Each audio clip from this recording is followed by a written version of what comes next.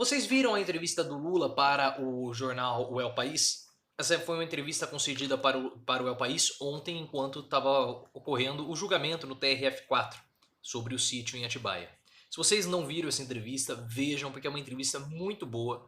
Tem pontos importantíssimos, até mesmo sobre o que Lula vai fazer em 2022. Caso você não tenha visto, essa entrevista está no meu Twitter. O link dela está no meu Twitter, que é @profleoficial. Aproveitem, também se inscrevam aqui no canal, ative as notificações. Compartilhe esse vídeo, vamos ver se a gente consegue atingir a marca dos 30 mil inscritos até o final do ano. Tenho certeza que com a nossa força iremos atingir essa meta até o fim, até o dia 31 de dezembro. Mas essa foi, como eu falei, foi uma entrevista muito boa. Eu me surpreendi com essa entrevista porque eu não esperava, né? Eu até ia falar uma outra coisa hoje sobre Bolsonaro, religião, Constituição, mas vendo a entrevista do Lula, lendo a entrevista do Lula, eu achei mais pertinente comentar sobre isso, porque eu fiquei de fato muito impressionado. Nessa entrevista, ele se mostra de fato como sendo oposição. Ele é a oposição ao governo Bolsonaro e também a Bolsonaro. Se Bolsonaro surgiu, foi eleito como sendo o anti-Lula, Lula agora é o anti-Bolsonaro. E fazendo isso, ele se coloca como a principal figura à oposição. E isso acaba, obviamente, escanteando Ciro Gomes, o que é muito ruim para o pedetista, porque Ciro Gomes precisa ter destaque, precisa liderar a oposição para ser viável em 2022 e chegar até o segundo turno. Hoje, com a presença de Lula, esse papel de Ciro Gomes, essa caminhada, esse desafio para Ciro Gomes fica muito maior e as coisas começam a ficar mais complicadas para o pedetista. Porque quando o Lula se mostra, se começa a se colocar como sendo o antagonista, o anti-Bolsonaro, ele é o anti-Bolsonaro em tudo. Bolsonaro quer armas, Lula quer livros, Bolsonaro é contra a democracia, é autoritário, Lula é democrático, Bolsonaro tem medo do povo nas ruas, Lula quer o povo nas ruas, Bolsonaro tem um discurso agressivo, Lula tem um discurso mais manso. Então ele tenta ser o antagonista de Bolsonaro em tudo. E isso passa uma mensagem na comunicação, não uma comunicação verbal, mas uma comunicação visual, imagética e imaginária de que ele é o adversário de Bolsonaro. Que ele é aquele que antagonizará com Bolsonaro, aquele que antagoniza com Bolsonaro, então ele acaba trazendo esse tipo de percepção para a mente das pessoas. E é interessante porque o Bolsonaro, você sabe que ele tem uma... Nós falamos aqui, você já deve saber, que Bolsonaro ele tem como objetivo destruir as instituições. Ele quer destruir as instituições republicanas, destruindo assim a moralidade e a credibilidade dessas instituições, para que ele possa ser a única figura respeitada e com crédito e com credibilidade na República, e assim chegar a 2022 com chances de ir para o segundo turno e vencer as eleições. E ele quer que o povo fique longe das ruas, ele não quer essa movimentação urbana, ele não quer que as pessoas saiam, protestem, exerçam a sua democracia, o seu direito democrático. Lula já é diferente. Lula diz nessa entrevista ao El País que ele quer fortalecer as instituições, enquanto Bolsonaro quer destruí-las, Lula quer fortalecê-las. E principalmente, Lula quer o povo nas ruas, ele quer as pessoas em movimento, se movimentando, indo nas ruas, protestando, claro, que isso é bom para ele porque ele é a oposição, mas ele fala que isso fortalece a democracia e também as instituições. Então há uma questão eleitoreira aí, obviamente de oposição, uma questão política, mas também é um discurso aí de reforçar a democracia, que é o que muitas pessoas acham que o que está ameaçado com Bolsonaro. Nós falamos aqui já há muito tempo, na nossa própria entrevista com o Paulo Giraldelli, comentamos, passamos uma boa parte da entrevista falando sobre isso, sobre o que está ameaçado, a democracia ou a república. Vou deixar o link aqui na descrição da minha entrevista com o Paulo Giraldelli, onde eu bati um papo com ele. E o que está em jogo não é a democracia, mas sim a república. Entretanto, as pessoas, os brasileiros, eles não entendem esse conceito de república muito bem. E acham que Bolsonaro ameaça a democracia, mas não, ele ameaça a república. Quando ele fala do AI-5, ele está ameaçando a liberdade de expressão, ele ameaça a Constituição, ele vai contra a Constituição, não contra tanto assim a democracia. Ah, mas por quê? Veja o meu vídeo com o Giraldelli que você vai entender tudo isso, porque esse papo de democracia e república não é o assunto desse vídeo. Veja aqui na descrição, vai ter o link da minha entrevista, do meu bate-papo com o Giraldelli, e você vai entender.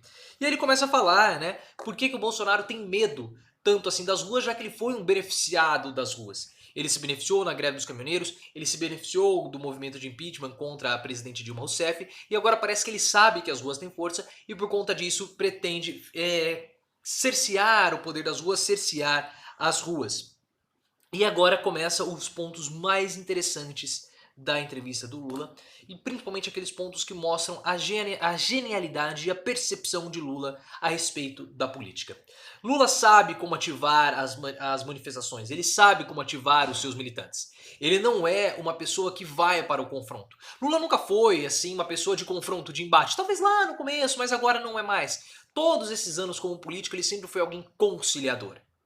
Ele sabe ativar os militantes, mas ele é uma pessoa de conciliação. Ele é um político nato de conciliar. Vou conciliar A com B. E ele fala muito isso do papel do Brasil como um propagador da paz, alguém que concilia, trazendo uma responsabilidade para o Brasil de ser aquele país que tem que crescer e puxar os outros juntos. E não crescer sozinho, porque ele é um conciliador.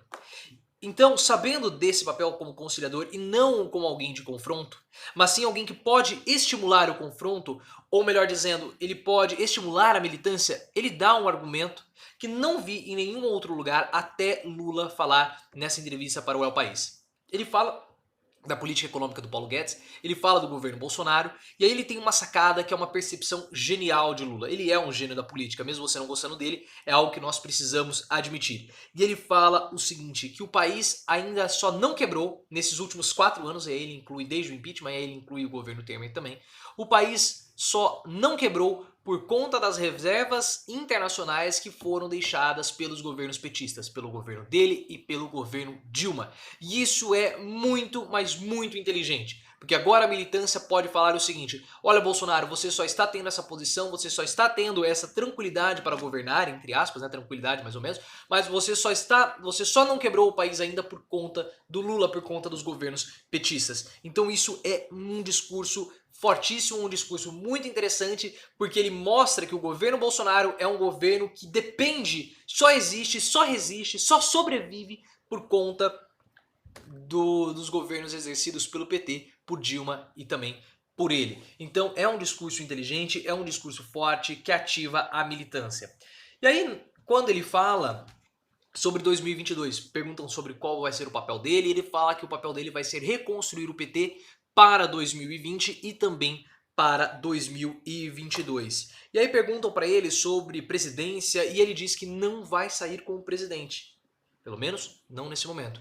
Ele fala, ele dá uma boa argumentação, ele fala, olha, eu tenho 74 anos, em 2022 eu vou ter 77. Eu gostaria muito, mas não não é aconselhável fazer isso. Deixa eu ler aqui para vocês.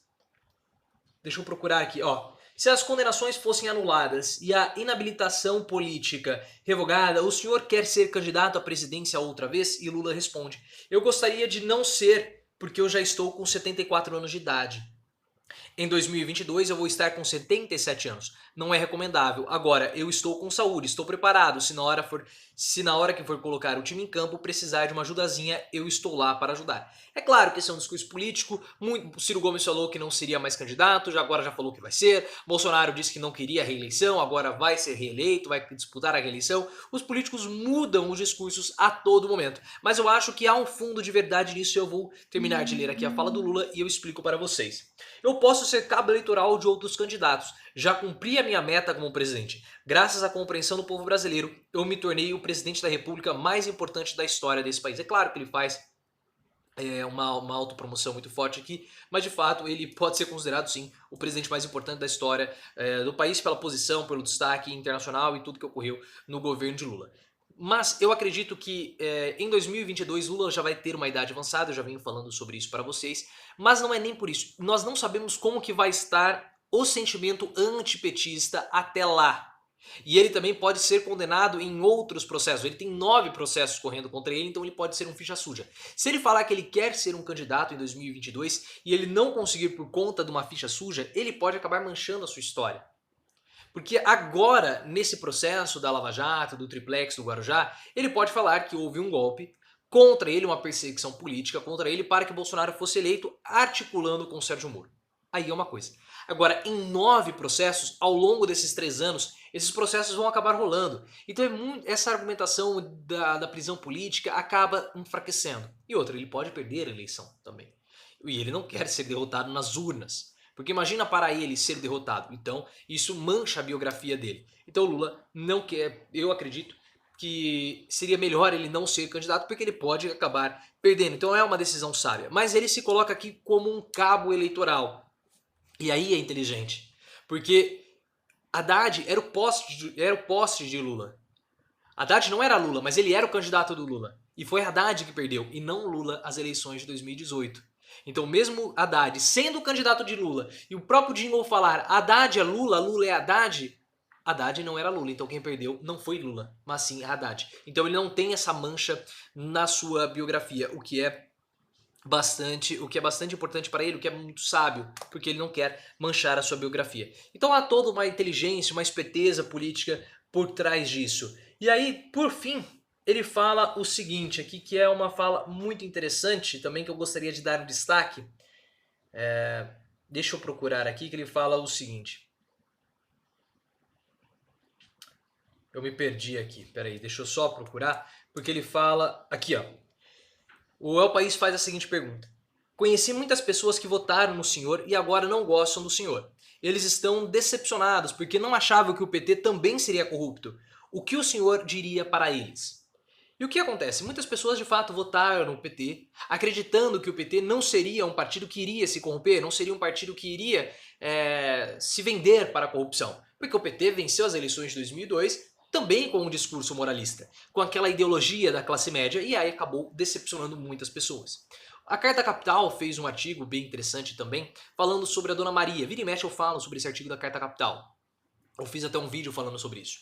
Nesse artigo da Carta Capital, eles falam sobre a Dona Maria, que é aquela pessoa que vive na periferia de São Paulo, votou em Lula, adora Lula, mas se sentiu traída pelo PT quando o PT foi para a corrupção. É basicamente isso que o El País está dizendo. Essa pessoa votou em Bolsonaro, não gosta do Bolsonaro, porque acha que ele também é um discurso muito violento, não vai com a cara do Bolsonaro, votando nele por conta de um sentimento antipetista, mas sonha com o Luciano Huck como sendo o presidente. Então, essa pergunta é uma pergunta pertinente. E o Lula, sabiamente, não fala sobre o PT. Ele fala o seguinte: por que você acha que eu comecei a entrevista falando para você que eu quero provar a minha inocência? Se você acompanhar a televisão, você vai perceber que há mais de 4 anos, todo santo dia, nos principais jornais do país, eu sou vendido como se fosse corrupto. Ou seja, eu quero provar a minha inocência e não a inocência do PT. Até mesmo porque provar a inocência do PT é muito difícil quando você tem vários líderes do PT, como por exemplo o Antônio Palocci, condenado em alguns processos por corrupção, também já Dirceu, Genuíno, outras pessoas. Então o Lula é muito sábio também nessa parte. Ele não fala que ele quer provar a inocência do PT, porque seria praticamente impossível. Mas ele fala que ele quer provar a inocência dele, o que é muito mais fácil, cai para o nível pessoal e ele não se compromete assim com o partido. Lula é uma pessoa que tem uma percepção política muito aguçada, ele tem um faro político descomunal, nenhum outro político tem essa percepção que ele tem, e ele vai se colocando cada vez mais como sendo o líder da oposição.